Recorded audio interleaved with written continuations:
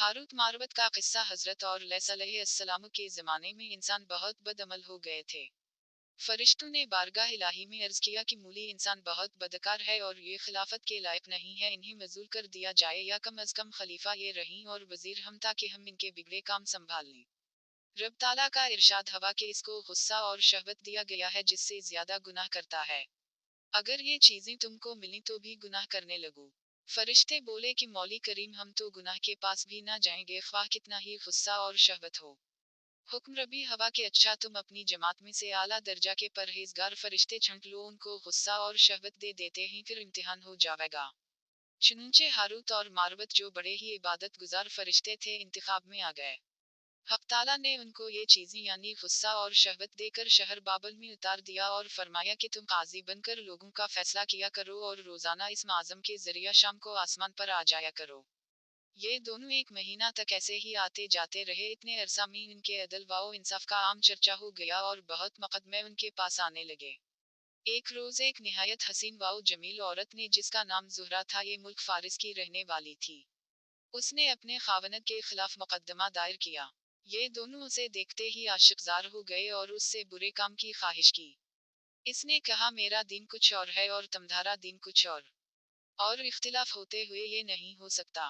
नीज मेरा शौहर बहुत गैरतमंद है, अगर इसे खबर लग गई तो मुझे कत्ल कर देगा, लिहाजा पहले तो आप मेरे बुत को सजदा करो और फिर मेरे शौहर को कत्ल करो, फिर मैं तुम्हारी और तुम मेरे। इन्होंने इनकार कर दिया। वो चली गई मगर इनके दिल में इसके इश्क की आग भड़क गई। आखिर इसे पैगाम भेजा कि हम तेरे घर आना चाहते हैं। सर आंखों पर ये दोनों इसके घर पहुंच गए। उसने अपने आप को आरास्ता किया और उनसे बोली कि या तो आप लोग मुझे इस आज़म सिखा दें, या बुत को सजदा करें, या शौहर को कत्ल करें, या शराब पी लें। इन्होंने सोचा कि इस आज़म इसरार इलाही है, इसको जाहिर करना बहुत जुल्म है, बुत परस्ती करना शिरक है, और कत्ल हक़लाबाद लाओ शराब पी लें। चुनंचे शराब पी ली। जब शराब पी कर मसत हो गए, जुहरा ने उनसे बुत को सजदा भी करवा लिया, अपने शौहर को कत्ल भी और इस आज़म भी पूछ लिया। जुहरा तो इस आज़म पढ़कर सूरत बदल कर आसमान पर पहुंच गई। हक ताला ने उसकी रूह को जुहरा सितारा से मुत्तसिल किया और इसकी शक्ल जुहरा सितारा की तरह हो गई। जब इनका नशा उतरा तो ये इस आज़म भूल चुके थे और अपने किए पर नादिम व शर्मिंदा थे।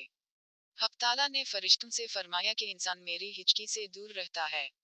ये दोनों शाम को हाजिर बारगाह होते थे, फिर भी शहवत से मगलूब होकर सब कुछ कर बैठे। अगर इंसान से गुनाह सरजद हूं तो क्या तज्जुब है। तमाम फरिश्तों ने अपनी खता का इकरार किया और जमीन वालों पर बजाय लअनतन करने के उनके लिए दुआएं मगफिरत करने लगे। कुरान फरमाता है, वालुम लिखते यूसुफ बिमदी रबई में यस्तखफी अलुआर्ज़। फिर ये दोनों हजरत इदरीस अलैहिस्सलाम की बारगाह में हाजिर हुए और शफाअत के तालिब हुए। आपने उनके हक में दुआएं मगफिरत की। बहुत रोज के बाद हुक्म इलाही आया कि उनको इख्तियार दीजिए कि ये या तो दुनियावी अज़ाब कबूल कर लें या आखिरत का। हजरत इदरीस अलैहिस्सलाम ने इन्हें हुक्म इलाही पहुंचाया। इन्होंने अर्ज किया कि या नबी अल्लाह, दुनिया का अज़ाब फानी और आखिरत का अज़ाब अबद-अल-आबाद तक बाकी रहेगा। हमको दुनियावी अज़ाब मंजूर है। चुनंचे हक ताला ने फरिश्तों को हुक्म दिया कि उन दोनों को लोहे की जंजीरों में जकड़ कर बाबल के कुएं में इंधा लटका दें। इस कुएं में आग भड़क रही है और ये लटके हुए हैं। फरिश्ते बारी बारी से हर वक्त उनको कोड़े मारते हैं। सख्त प्यास से उनकी जबानें बाहर लगी हुई हैं। ये अज़ाब क़यामत तक ऐसा ही शदीद रहने वाला।